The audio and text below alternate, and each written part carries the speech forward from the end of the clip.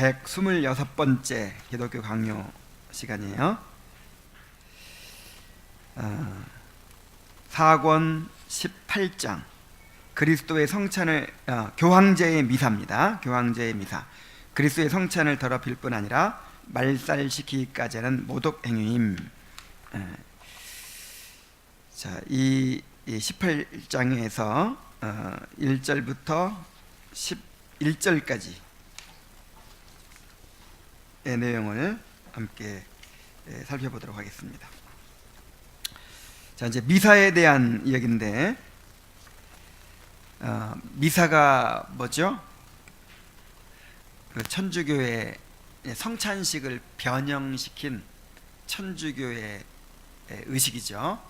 그래서 이게 원래는 미사라는 말이 말 자체는 제사라는 뜻이 아니었어요. 이제 이 미사라는 말이 어디서 나왔는가에 대해서 설명을 하면, 그 옛날 로마 법정에서는요, 이제 재판이 다 끝나면 이제 다 끝났으니 돌아가시오 하는 뜻으로 이때 미사 에스트 이렇게 선언을 했대요. 이때 미사 에스트. 그 중에 이제 미사라는 말이 보낸다라는 말에서 나온 말이에요. 그러니까 다 끝났으니 돌아가시오 하는 말이거든요. 근데 이게 이제 나중에는 교회에서도 그 말을 쓰게 됐대요. 모든 예배가 다 끝나고 나서 이제 다 끝났으니 돌아가셔도 좋습니다 하는 의미로 이때 미사 에스트 이렇게 했는데, 거기서 이 미사라는 말이 나왔다는 거예요. 미사. 그래서 그 미사라는 말 자체는 제사와 관계가 없는 단어였는데, 이제 오늘날에는 제사라는 의미가 돼버렸어요. 그 천주교에서는 미사를 하는데 그 미사의 뜻은 제사입니다. 제사. 그래서 십자가의 제사를 재현한다 그러거든요. 예수님께서 마지막 만찬 때 십자가의 제사를 영속하도록,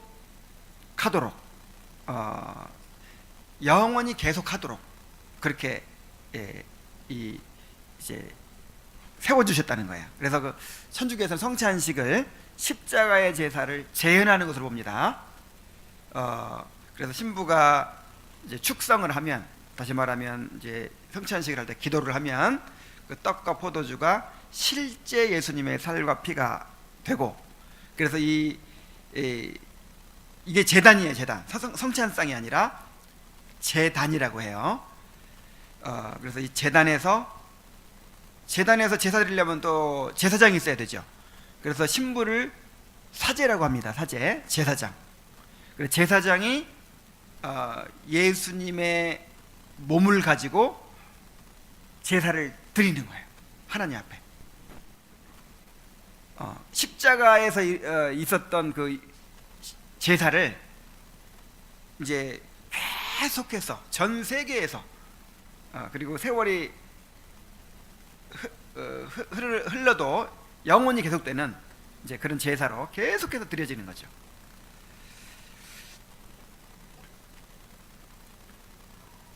그래서 일단 이제 네 가지 의미가 있다고 하는데, 첫째는 하나님께 흠숭을 드린다, 이제 그렇게 표현하거든요. 천주교에서는 흠숭이 뭐 쉽게 말하면 예배. 왜냐하면 예수님이니까. 그 예수님의 살과 피는 곧 예수님이죠. 예수님이 나타나셨는데 예배 드려야 안 드려야 돼요? 그러니까 하나님 앞에 이제 경배를 드리는 거죠. 그런 경배를 드려야 되고, 그 다음에 이제 제사를 드리니까 이 제사를 통해서 우리의 죄가 용서받는 것이 있고요. 그 다음에 우리가 받은 은혜에 대해서 감사한다는 의미가 있고, 그 다음에 이 의식을 통해서 필요한 은혜를 받는다. 그래서 네 가지 의미가 있는 거예요. 중요한 거는 여기서 이제 제사죠. 그 예수님의 몸을 다시 한번 하나님 앞에 드림으로 제사를 드림으로 우리의 죄가 다 용서되는 거죠. 자, 이것이 왜 그렇게 잘못된 것인지를 한번 보겠습니다. 자, 우리 천주교 출신 잘 들어요. 그동안에 지었던 죄가 얼마나 큰지.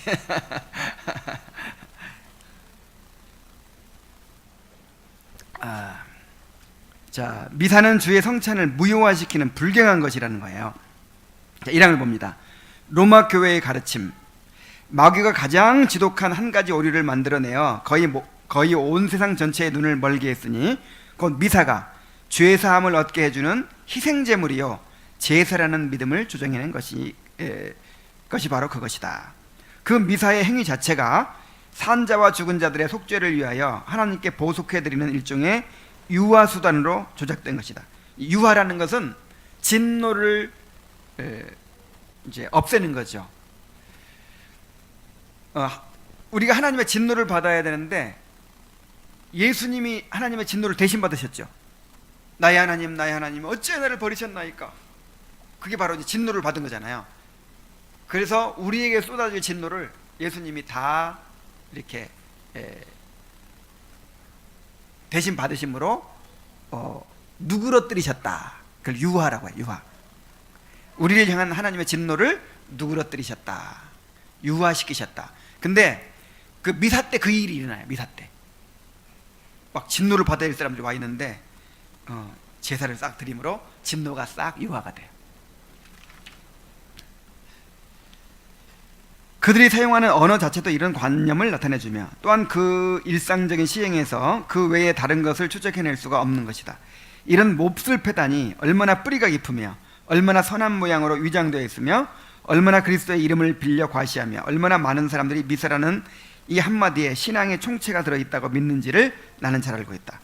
그러나 미사라는 것이 아무리 찬란하게 치장되어 있다 하더라도 그것이 그리스도를 현저히 모욕하며 그의 십자가를 파묻고 짓누르며 그의 죽으심을 망각하게 만들며 그의 죽으심으로 말미암아 우리에게 임하는 은혜를 소멸시키며 그의 죽으심을 기념하도록 우리에게 남겨져 있는 성찬을 약화시키고 파괴시킨다는 것을 하나님의 말씀으로 지극히 분명하게 입증된다면 그 뿌리가 아무리 깊다 할지라도 강력한 도끼로 곧 하나님의 말씀으로 그것을 찍어내고 뒤집어 버려야 하지 않겠는가. 아주 화격합니다. 이게 이 당시에 이런 식으로 썼대요, 글을. 그래서 막 그 개 같은 자들 막 이러잖아.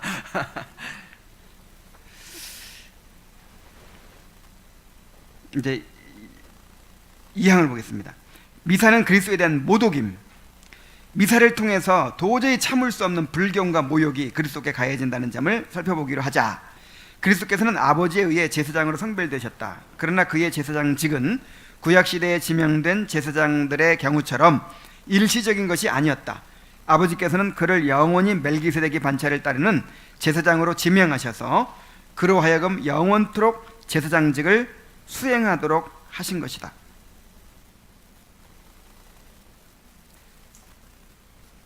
그러나 지금 날마다 제사를 드리는 자들로서는 드리는 제물들을 위하여 그리스도의 후계자여 대리자로서 그리스도를 대신해 줄 사제들이 필요하였고 그리하여 그리스도 대신 사제들을 앉혔다.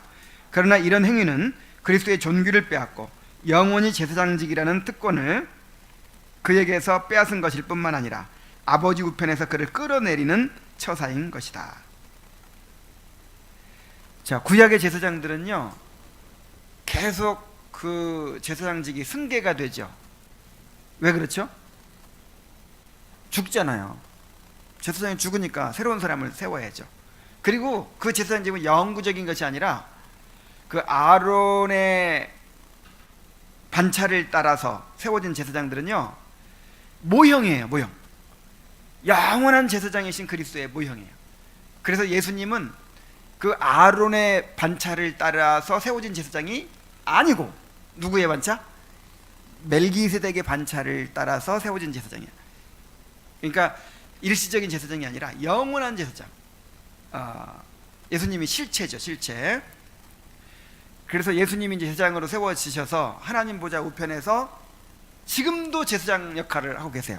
우리를 위해 중보하고 계세요. 자신이 비하의 상태에서 이루어 놓으신 모든 구속의 그 유익들을 하나님 보좌 우편에서 지금 택한 자들한테 적용시키고 계세요. 이게 중보 사역이죠.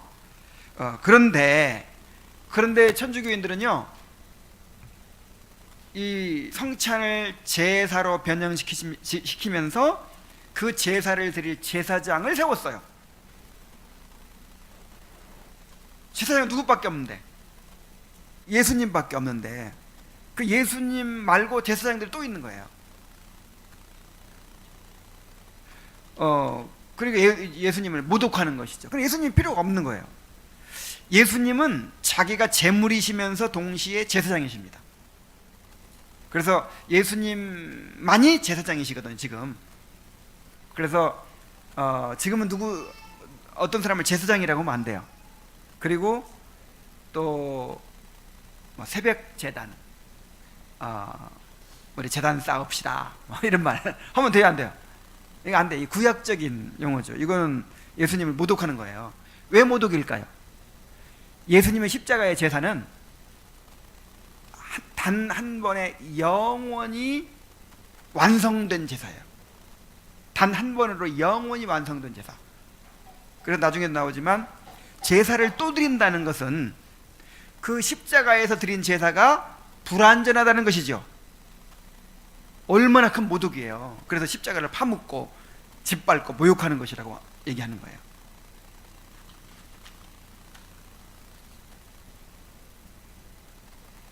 아버지 우편에 계신 주님을 끌어내리는 짓이다, 이렇게 얘기하고 있죠.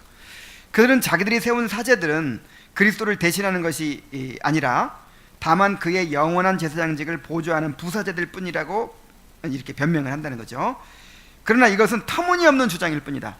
사도는 말하기를 죽음 때문에 직무를 계속할 수가 없어서 계속해서 새로이 제사장들을 세운 것이라고 한다. 그러므로 죽음으로 방해받지 않으시는 그리스도께서는 유일한 제사장이시요 그에게는 보조하는 자가 필요 없는 것이다.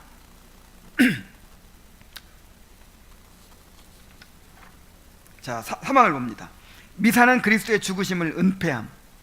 미사의 또 한 가지 악행은 그리스도의 십자가의 고난을 은폐하고 매장시킨다는 것이다. 제단이 세워지면 곧바로 십자가가 무너지고 마는 것이다. 그래서 그 천주교에서는 이 앞을 제대라고 합니다. 제대. 제대라는 말, 제단이라는 말이죠. 제대. 우리는 강대상이라고 하는데 이 앞에 이 부분을 제대라고 해요. 제대. 제사 드리는 곳이다, 그 뜻이죠. 그리고 이제 이 앞에 이 성찬에 떡과 포도주 놓는 여기가 제단이고, 또 그를 인도하는 사람 누구예요? 제사장, 사제, 이렇게 얘기하는데,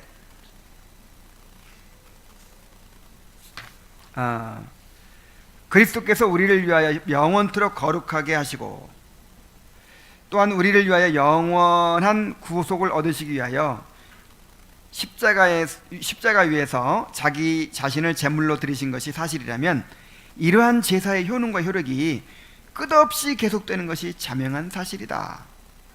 한번 말씀을 봅시다. 히브리서 9장 25절로 26절에 보면은 대제사장이 해마다 다른 것의 필요서 성소에 들어가는 것 같이 자주 자기를 드리려고 아니하실지니 그리하면 그가 세상을 창조한 때부터 자주 고난을 받았어야 할 것이로되 이제 자기를 단번에 제물로 드려. 몇 번에? 단번에. 단 한 번이라는 뜻이에요. 죄를 없이 하시려고 세상 끝에 나타나셨느니라. 분명히 단번에 드리셨다고 했는데 계속 반복적으로 예수님이 제물로 드려져야만 우리가 죄가 속죄받는다고 하니 얼마나 큰 모독입니까? 또 히브리서 10장 10절에 보면은 이 뜻을 따라 예수 그리스도의 몸을 단번에 드리심으로 말미암아 우리가 거룩함을 얻었노라. 몇 번에? 단번에. 또 10장 14절에 보면은 그가 거룩하게 된 자들을 한 번의 제사로 영원히 온전케 하셨느니라. 단 한 번의 제사로 영원히 온전케 하셨다. 또 히브리 10장 18절 이것들을 사하셨은즉 다시 죄를 위하여 제사 드릴 것이 없느니라. 분명히 명백하게 얘기했잖아요. 다시 제사 드리면 된다 안 된다? 안 된다. 그리고 요한복음 19장 30절에서 예수님이 마지막 운명하시면서 뭐라고 하셨어요? 다 이루었다. 우리의 속죄가 다 이루어졌다는 거예요. 그러므로 그리스도의 제사가 단번에 이루어졌고 또한 그 효능이 영원히 유지된다는 사실을 하나님의 거룩한 말씀이 시인할 뿐 아니라 강력히 외치고 주장하고 있는데, 또 다른 제사를 요구한다면 그것은 그리스도의 제사를 불완전하고 연약하다고 비난하는 것이 아니겠는가. 그러니 날마다 수십만 번의 제사를 드리도록 마련된 미사의 목적이 그리스도께서 아버지께 드리는 유일한 제물로서 자신을 드리신 그의 고난을 매장시키고 가라앉히는 일이 아니고 무엇이란 말인가. 그러니까 지금 천주교에서 막 전 세계에서 날마다 수십만 번의 제사가 드려지겠죠. 예수님이 계속 나타나, 제단마다 예수님이 나타나가지고 다시 십자가에 못 박혀 죽는 거예요. 그러니까 피 없는 제사라 그러거든요. 피만 안 보였다 뿐이지 실제로 십자가에 달려 죽는 거나 똑같은 그런 일이 반복되는 거예요. 계속 십자가를 재현하는 거니까. 그러면 갈보리의 십자가는 뭐예요? 그죠? 그거를 아주 무효화시키고 또 파묻어버리는, 매장시키는 그런 일이 된다는 것이죠. 그들은 자기들이 드리는 제사들이 별도의 다른 제사가 아니고 똑같은 하나의 제사인데 다만 반복할 뿐이라고 하지만 그리스도의 제사는 한 번만 드려지는 것이요 절대로 반복될 수 없다는 사실을 분명히 성경이 말하죠. 좀 더 교묘한 자들은 이것은 반복하는 것이 아니라 적용하는 것이라 이렇게 또 말하는 사람도 있어요. 그러나 그리스도께서는 자기 자신을 단번에 들이시면서 새로운 제사 행위를 날마다 행함으로 그의 제사를 추인하라는 조건을 붙이신 것이 아니고 복음을 선포하고 거룩한 성찬을 시행함으로써 그가 드리신 제사의 은택을 서로 나누라고 하신 것이다.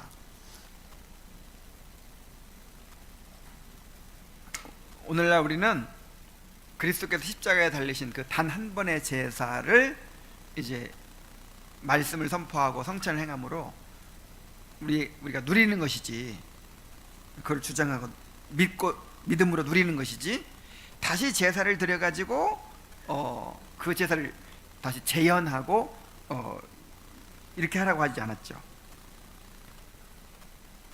사항을 봅니다. 말라기 1장 11절에 근거한 반박. 그들은 여호와께서 각처에서 그의 이름을 위하여 분향하며 깨끗한 제물을 드릴 때가 올 것을 약속하신다고 하는 말라기 선지자의 예언을 끌어다 붙인다. 말라기 1장 11절에 이제 이방 사람들이 하나님 앞에 분향하고 제사 드리는 날이 올 것이다, 이렇게 예언되어 있어요. 이제 그 말씀을 따가지고 봐라, 이방인들이 제사 드리는 날이 온다고 했지 않느냐, 이게 바로 미사다, 이렇게 얘기하거든요. 근데 선지자의 이 말씀은 그 당시의 사람들에게는 이방인들이 참된 신앙의 교제 속으로 부르심을 받게 될 것임을 뜻하는 것이었다. 그 시대에 적합한 모형들을 사용하여 하나님께 드리는 신령한 예배가 온 땅에 퍼질 것을 예언한 것이다. 자, 무슨 얘기인지 아시겠죠? 장차 예수님이 오시면 이제 유대인에게 한정되어 있던 복음이 이방으로 퍼져나가서 이방인들도 함께 하나님을 예배할 것이다, 이런 예언이란 말이에요. 근데 그 당시에는 이제 예배가 어떤 식으로 드려지고 있었죠?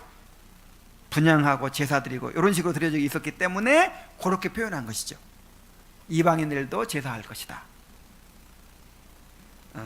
그는 아무런 미사의 근거가 될 수가 없다는 것이죠. 5항을 봅니다. 미사는 그리스도의 죽으심을 망각하게 함. 자, 이제 세 번째로, 미사는 그리스도의 참되고 유일무이한 죽으심을 제거해버리고 사람들의 기억에서 지워버리는 것이다. 유언은 그 유언을 한 본인이 죽어야 확정된다는 것이 사람들 사이의 법인 것처럼 우리 주님께서도 죄 사함과 영구한 의를 주시겠다고 하신 그의 유언을 그의 죽으심을 통해서 확정 지으셨다. 자, 히브리서 9장 15절로부터 17절을 봅니다. 이로 말미암아 그는 새 언약의 중보자이시니 이는 첫 언약 때의 범한 죄에서 속량하려고 죽으사 부르심을 입은 자로 하여금 영원한 기업의 약속을 얻게 하려 하심이라. 유언은 유언한 자가 죽어야 되나니 유언은 그 사람이 죽은 후에야 유효한즉 유언한 자가 살아있는 동안에는 효력이 없느니라. 여기서 왜 유언이라는 말이 또 나왔을까요?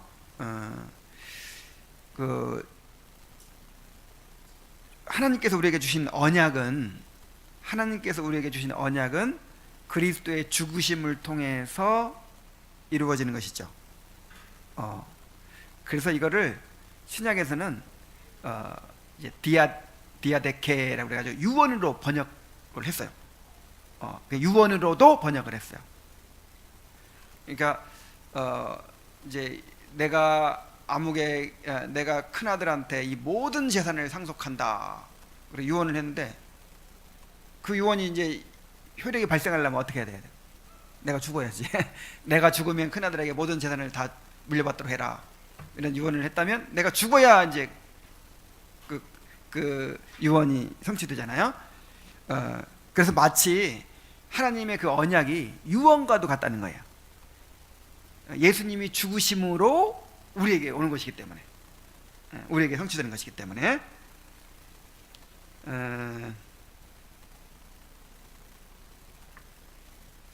그러므로 감히 이 유언을 변경시키거나 무슨 새로운 내용을 거기에 첨가하는 자들은 결국 그의 죽으심을 부인하며 그것을 하찮은 것으로 취급하는 것이다.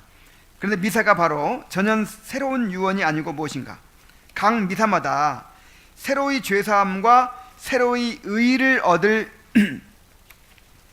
것을 약속하니 미사가 있을 때마다 유언이 계속 있는 것이 아닌가? 아니, 한 번 죽으면 예수님이 십자가에 죽으셔서 이제 그 유언이 성취가 된 건데 예수님이 계속 죽어야 돼. 계속 미사 때마다 이제 제물로 바쳐지는 거니까 이런 일이 있을 수가 있겠냐 이 말이죠. 그래서 미사는 예수님의 참되고 유일무이한 죽으심을 제거해 버리는 것이다. 한 번 죽으심으로 완전히 성취되는 건데 한 번 죽은 것 갖고 안 돼. 그러니까 이제 십자가의 죽으심이 이제 이렇게 무효화되는 것이죠. 여섯 번째 항을 보겠습니다. 미사는 그리스도의 죽으심의 은택을 제거함.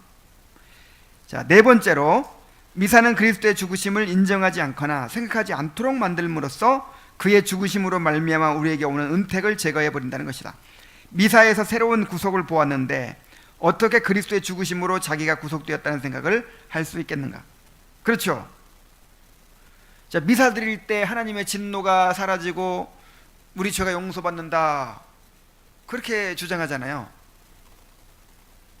그 일이 언제 다 완성된 건데, 십자가에서 2000년 전에 다 완성된 건데 자꾸 지금 현재 예수님이 나타나서 제물로 드려지는 걸 통해서 내 죄가 용서되고 하나님의 진노가 유화된다.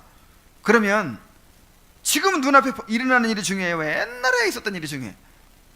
그러면 십자가의 죽음은 이제 인정하지 않게 되거나 생각하지 않게 되어버린다 이 말이죠. 새로운 용서하심을 보았으니 어떻게 자기 죄가 사함받았음을 신뢰할 수 있겠는가? 그리스도께서 죽으심으로 말미암아 죄사함을 값주고 이미 사셨기 때문에 미사에서 죄사함을 얻는 것이라고 말하지만 이것은 사실 우리가 우리 자신을 구속한다는 조건으로 그리스도께서 우리를 구속하신 것이라고 떠드는 것과 다를 바가 없는 것이다. 예수님께서 십자가에 달려 죽으셨으니 여기서 미사를 드림으로 우리가 용서받는다 이렇게 얘기하는데 이게 예수님 십자가가 그러면 어떤 조건이 달린 희생이 된다 이 말이죠.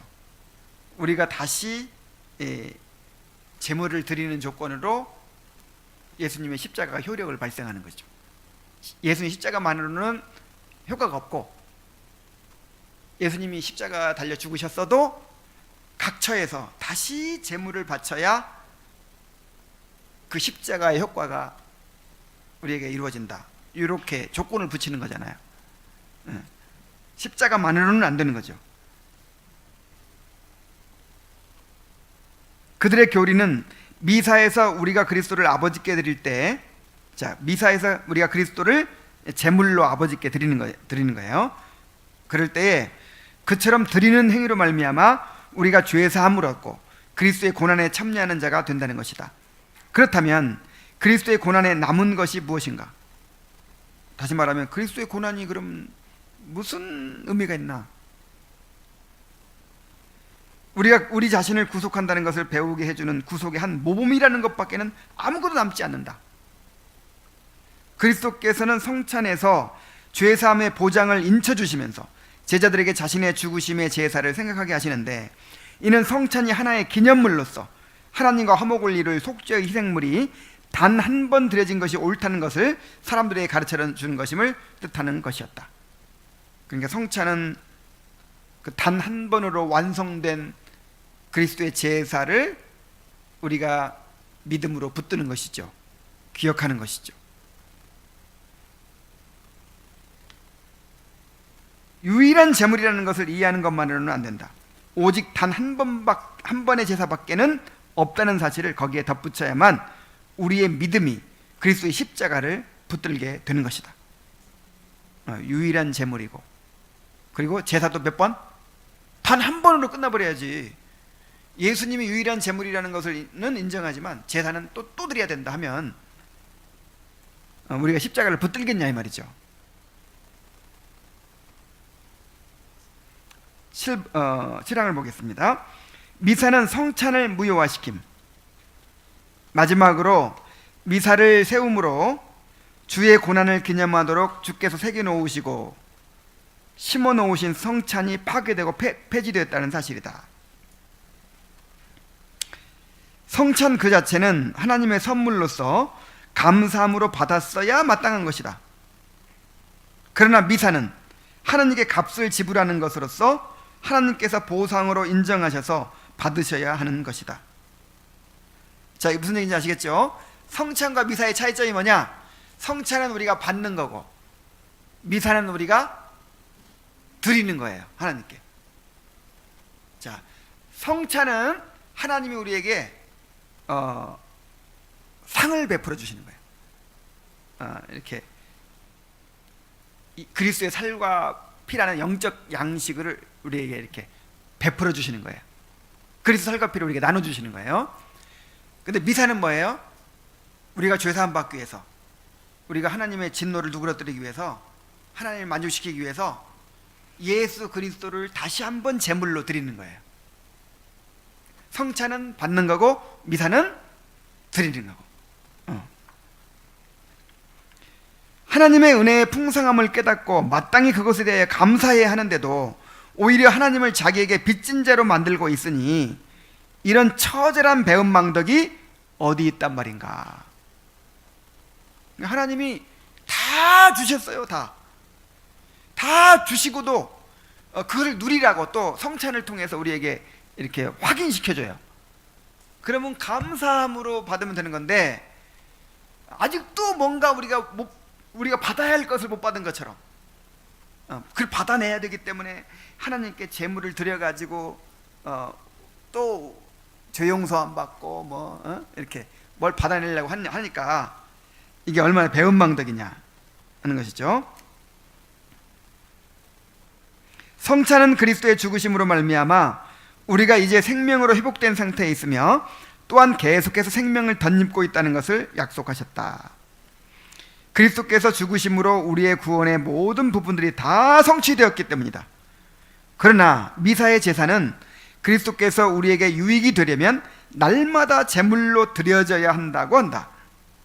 성찬은 우리 모두가 그리스도 예수 안에서 모두 하나로 묶여져 있음을 가르치기 위하여 교회의 공집회에서 분배되어야 하는데, 미사는 오히려 이런 연합을 와해시키고 찢어버린다. 마치 성찬을 위임받은 것처럼 백성들을 대신하여 제사를 수행할 사제가 있어야 한다는 그릇된 생각이 만연해지자 성찬이 주의 명령에 따라서 신자들의 교회에 전달되는 것이 중단되었다.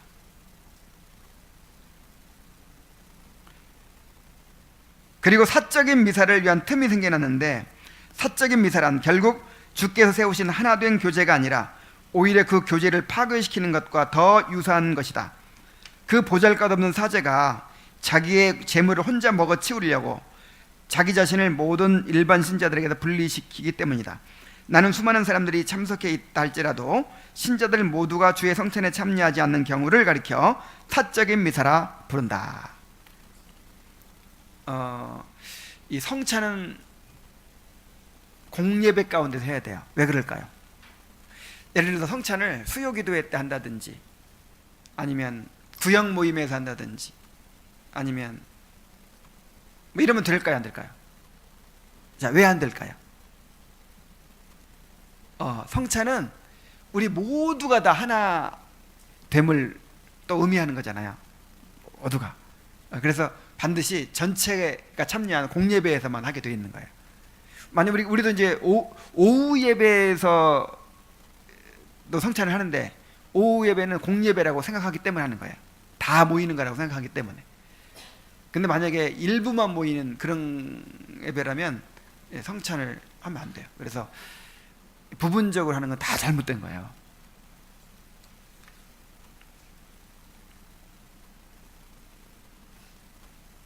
근데 이제 그 미사는 그 천주교에서는 우리는 이제 예배가 모든 성도의 일이라고 보거든요. 다 제사장이니까. 근데 천주교에서는 이제 제사장이 구분되어 있죠. 신부들만 제사장이고 나머지는 그냥 구경꾼이에요. 그래서 이 신부들만으로 예배가 이루어져요. 신부들만으로. 그리고 이제 미사 드릴 때도 자기들끼리만 먹어. 또 그게 다 안 참석해.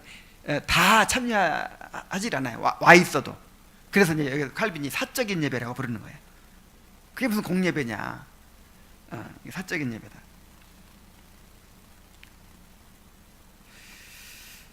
자, 초기 관례와 오류의 발생을 보겠습니다. 8항을 봅니다. 사적인 미사는 하나된 교제를 부인하는 것임. 주께서 우리에게 명하신 것은 무엇인가? 취하여 서로 나누라는 것이었다. 바울은 그 명령을 어떻게 지키라고 가르치는가? 몸과 피에 참여하는 것, 곧 떡을 떼는 것이 아닌가? 그러니 다른 사람과 나누지 않고 혼자만 받는다면 그것이 성경의 가르침과 어떻게 일치하겠는가? 그 천주교에서는 날마다 미사가 있더라고요. 날마다 그 이제 담당자가 있어가지고 계속 미사가 이루어져요. 교인들이 다 없어도. 이 사적인 미사라고 해서 이제 얘기를 하는 거예요.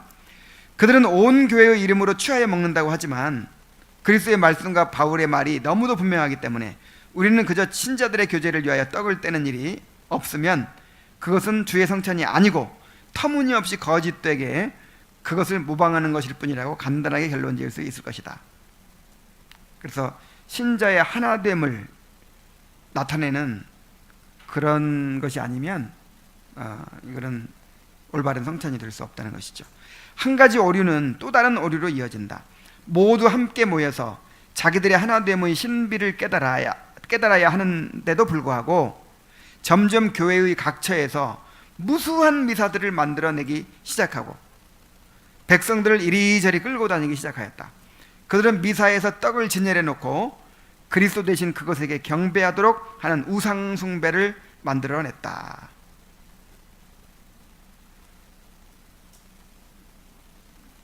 그 화채설의 결과로 이제 우상 숭배가 생겨난 거죠.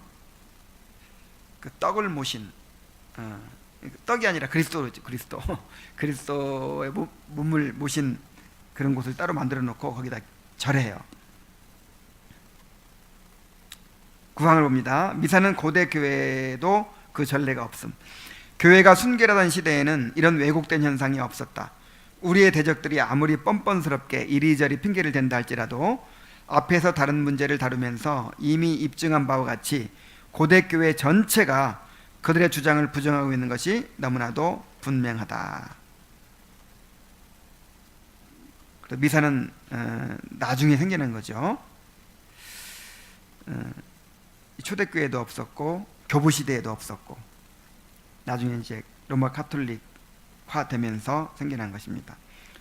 마지막 10항을 마지막이 아니네. 10항을 봅니다.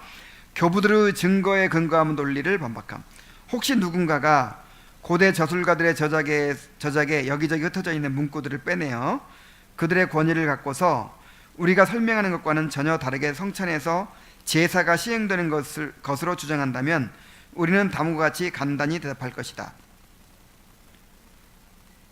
곧 교황주의자들이 미사 속에 만들어 놓은 가짜의 제사를 인정하는 문제라면 고대의 저술가들은 그런 불경된 처사를 절대로 지지하지 않는다는 것이다. 그들이 제사라는 단어를 사용하는 것은 사실이다. 그러나 동시에 그들은 그것이 우리의 유일한 제사장이신 그리스도께서 십자가에서 행하신 단 한 번의 참된 제사를 기념하는 것 외에 다른 뜻이 아니라고 해명하고 있는 것이다.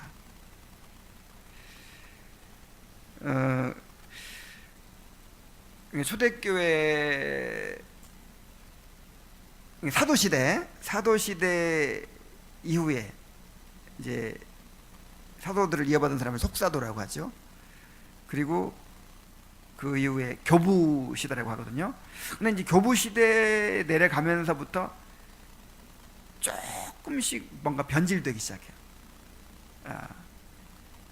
그래가지고 제사라는 말을 쓰기 시작해요. 예배를 뭐라고 불러요? 제사. 그리고 또 이제 예배 이런 강단을 제단 뭐 이런 식으로 부르기 시작하는 거예요. 그래서 이제 문제가 되기 시작합니다. 그래서 이런 걸 근거로 해서 천주교에서는 봐라, 교부들도 제사를 드렸다, 성찬을 제사라고 했다 이렇게 주장하는데 그냥 예배를 성찬을 그렇게 얘기한 것이지 예배를 그렇게 얘기한 것이지 제사로 드린 게 아니었다 하는 말이죠. 내용은 동물을 드린 과거의 제사는 그리스도께서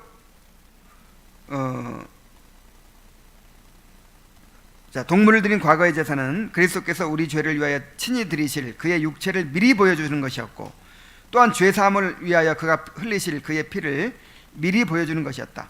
그러나 지금의 제사는 그리스도께서 우리를 위하여 드리신 그의 육체와 또한 그가 우리를 위해서 흘리신 피를 기념하여 그것에 대해 감사하는 것이다. 그래서 아우구스티누스가 제사라는 말을 쓰긴 썼지만 제사를 다름 아닌 감사의 제사로 해석하고 있는 것이다. 그래서 옛날 구약시대의 제사와 지금 성찬의 그 제사를 의미가 다르다고 이렇게 얘기하고 있죠. 그래서 11항에 보면은 성찬과 관련한 고대 교부들의 오류를 얘기합니다. 고대의 저술가들 역시 이 기념의 제도를 주께서 제정하신 바와 일치하지 않는 방식으로 오해하였다는 것이 드러난다. 왜냐하면 성찬에는 제사를 반복한다든가 아니면 최소한 새롭게 하는 모습이 어느 정도 드러나기 때문이다. 그러니까 조금 제사라는 용어를 사용한다든지 뭐 이런 약간 그 잘못된 생각들을 덧붙이기 시작한다는 것이죠. 그들은 그리스도께서 지정하시고 복음의 본질이 허용하는 정도를 넘어서서 지나치게 유대인들의 제사관을 따랐던 것이다. 그러므로 그들의 왜곡된 신비적 해석에 대해서는 그리스도께서 제시하신 단순하고도 순전한 제도로 만족하지 않고 율법의 그림자 쪽으로 지나치게 기울었다는 점에서는 그들이 비판을 받아야 마땅할 것이다.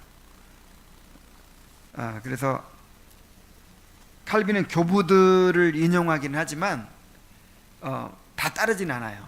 교부들이 잘못된 것은 이렇게 잘못된 것을 지적을 합니다. 철저하게 성경에 근거해서 비판을 하죠. 오늘은 여기까지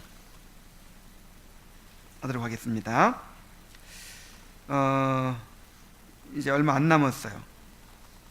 이제 이 성찬에 대해서 다음 주인가 이렇게 끝나고, 그다음에 이제 교회와 국가와의 관계 그 부분만 몇 주 하면 기독교 강요가 끝납니다. 이렇게 126번째 했으니까 그리고 쉰 때도 많았죠. 그래서 거의 한 3년을 이렇게 3년은 안 되는구나.